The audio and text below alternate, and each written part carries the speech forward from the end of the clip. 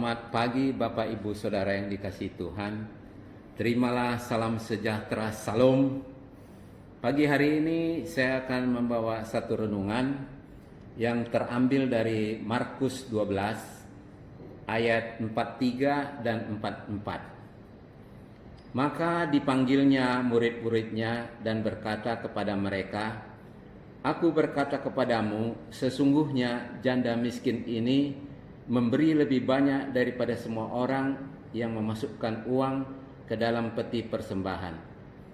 Sebab mereka semua memberi dari kelimpahannya, tetapi janda ini memberi dari kekurangannya, semua yang ada padanya, yaitu seluruh nafkahnya." Saudara, pagi hari ini tema renungan saya adalah jangan takut memberi. Saya ulangi lagi, tema renungan pagi hari ini, jangan takut memberi. Banyak orang berpikir takut kekurangan dalam hidupnya, makanya sulit berbagi berkat dengan orang lain. Bahkan sulit memberi persembahan syukur untuk pekerjaan Tuhan. Persoalannya, kita takut kekurangan dalam kebutuhan hidup kita. Bagaimana dengan janda miskin yang dari kekurangannya dapat memberi seluruh yang ada padanya? Tuhan Yesus yang sedang berada di bait Allah memperhatikan orang-orang yang memberi persembahan dalam kotak-kotak yang sudah disediakan. Tuhan Yesus berkata pada murid-muridnya, "Sesungguhnya janda miskin ini memberi lebih banyak dari semua orang yang memasukkan uang dalam peti persembahan ini." Bapak Ibu Saudara yang dikasihi Tuhan, janda miskin ini ingat akan nenek moyangnya di padang gurun. Saat kelaparan, Tuhan siapkan roti mana dari surga dan burung puyuh. Imannya berkata, apalagi dia yang memberi dari kekurangannya, Tuhan pasti pelihara. Apa yang kita dapat dari cerita janda miskin ini? Yang pertama, jangan takut memberi karena Tuhan tidak akan membuat kita kekurangan. Saya ulangi lagi. Yang pertama, jangan takut memberi karena Tuhan tidak akan membuat kita kekurangan. Yang kedua, jangan takut memberi, Tuhan akan melimpahkan berkat kepada kita asal kita taat dan setia. Yang ketiga, Tuhan melihat hati dan motivasi kita memberi. Bapak Ibu Saudara yang dikasihi Tuhan, sebagai anak-anak Tuhan, semangat memberi harus lebih besar dari semangat menerima. Sebab tujuan Tuhan memberkati kita adalah untuk menjadi saluran berkat bagi orang lain. Memberi adalah kasih dan tindakan nyata, bukan hanya lewat ucapan saja. Ada satu kata-kata kiasan bagus, bunyinya, jika kita rela melepaskan apa yang ada di tangan kita, maka Tuhan akan rela juga melepaskan apa yang ada di tangannya bagi kita. Bapak Ibu Saudara dikasihi Tuhan, sebagai ayat penutup, Amsal 11 ayat 25. Siapa banyak memberi berkat, diberi kelimpahan. Siapa memberi minum, ia sendiri akan diberi minum. Sekian renungan saya pada pagi hari ini, kiranya memberkati kita semua. Salam.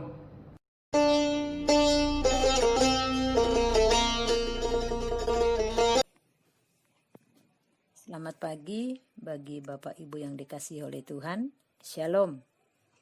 Pagi hari ini kita mau sama-sama belajar dari kebenaran firman Tuhan yang terambil dari Amsal 4 ayat yang ke-23. Demikian firman Tuhan, "Jagalah hatimu dengan segala kewaspadaan, karena dari situlah terpancar kehidupan." Tema renungan pagi hari ini, menjaga hati. Apa yang kita lakukan setiap hari ditentukan oleh apa yang terdapat dalam hati kita. Sebab isi hati kita akan membuahkan tindakan kita baik atau sebaliknya.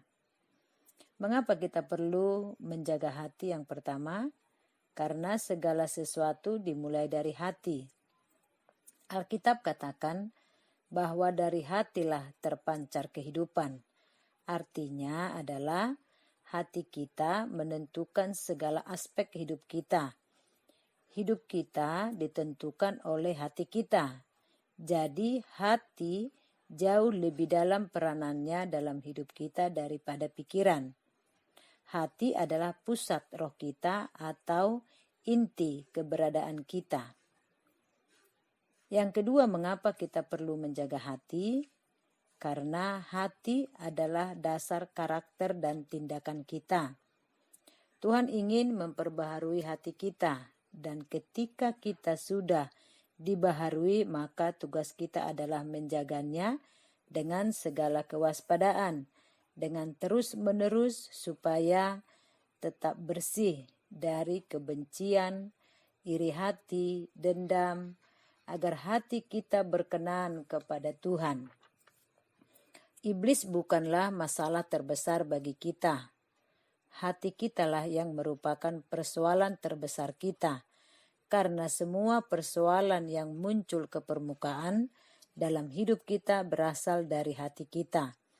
Hati yang mudah terluka, sakit, kecewa, dan kepahitan apabila kita tidak bisa menjaganya dengan benar.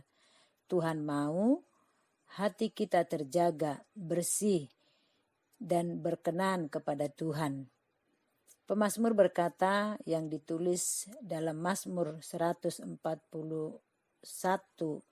ayat 3-4, awasilah mulutku ya Tuhan, berjagalah pada pintu bibirku, jangan condongkan hatiku kepada yang jahat.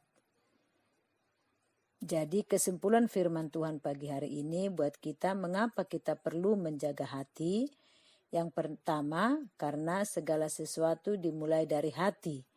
Kalau hati kita baik, pikiran kita baik, perkataan kita baik, maka hasilnya akan baik. Yang kedua, hati adalah dasar karakter dan tindakan. Mari kita miliki karakter yang baik dan tindakan yang baik, maka segala sesuatu yang kita lakukan akan menghasilkan yang baik. Demikian firman Tuhan untuk kita pagi hari ini. Shalom. Selamat pagi Bapak Ibu Saudara yang diberkati oleh Tuhan. Salam sejahtera bagi kita semua. Salam.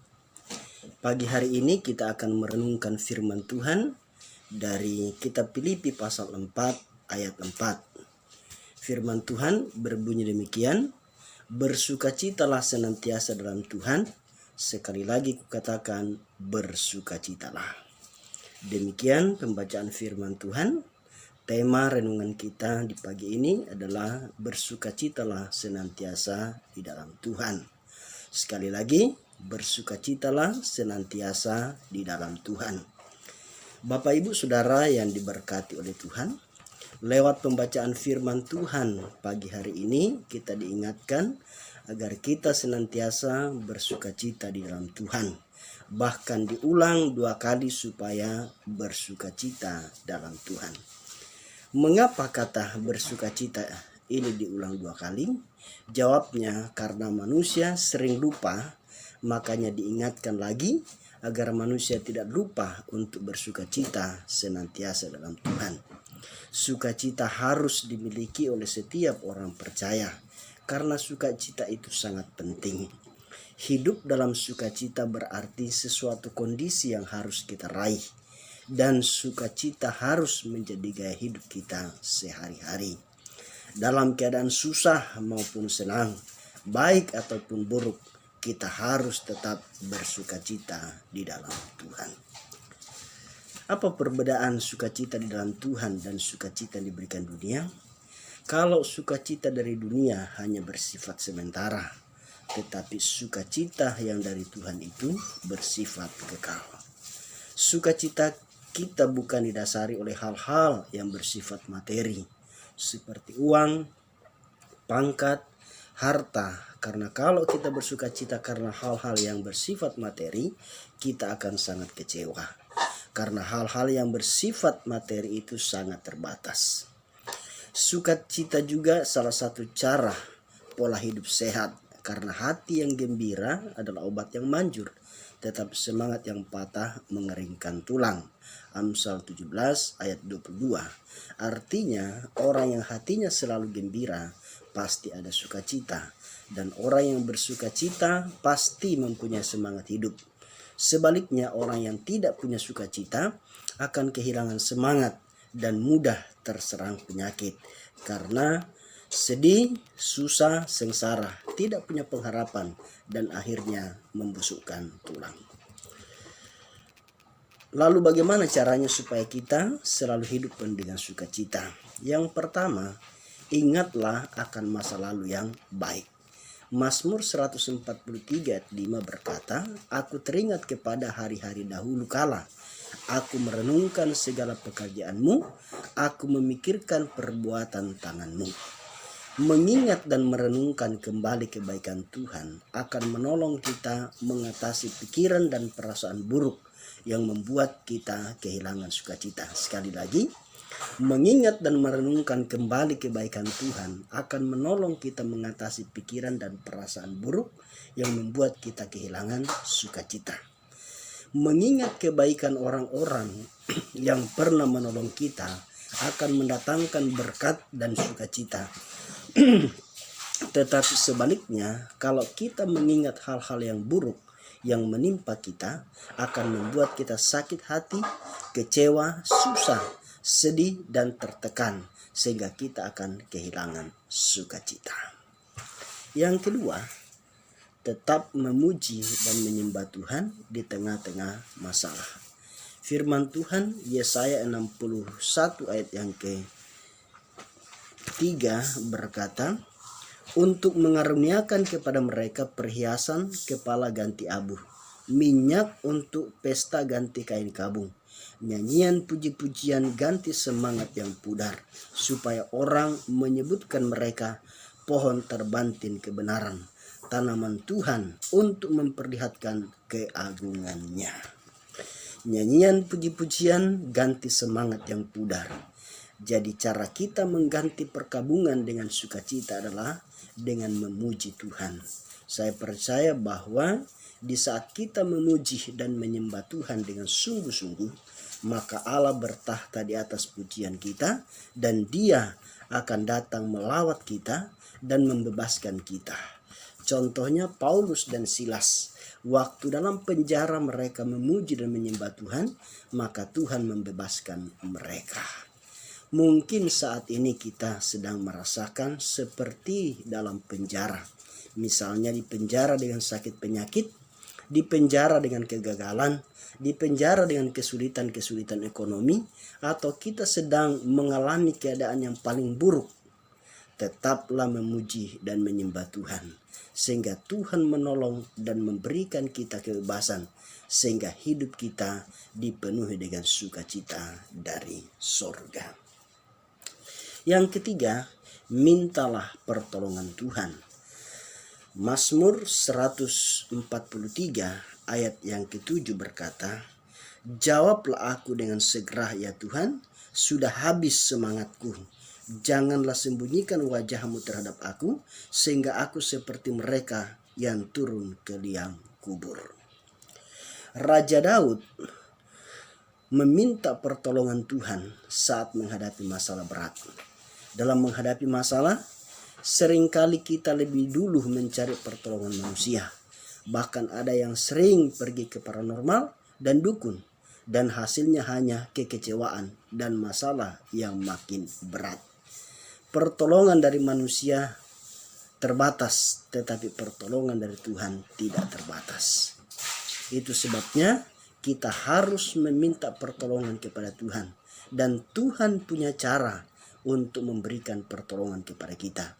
Dan ketika Tuhan memberikan pertolongan kepada kita, maka kita pun penuh dengan sukacita. Yang keempat, tetaplah mengucap syukur dalam segala hal. 1 Tesalonika 5 ayat 18 berkata, "Mengucap syukurlah dalam segala hal, sebab itulah dikehendaki Allah dalam Kristus Yesus bagi kamu." Dalam segala keadaan dan situasi, susah maupun senang, kita harus tetap mengucap syukur.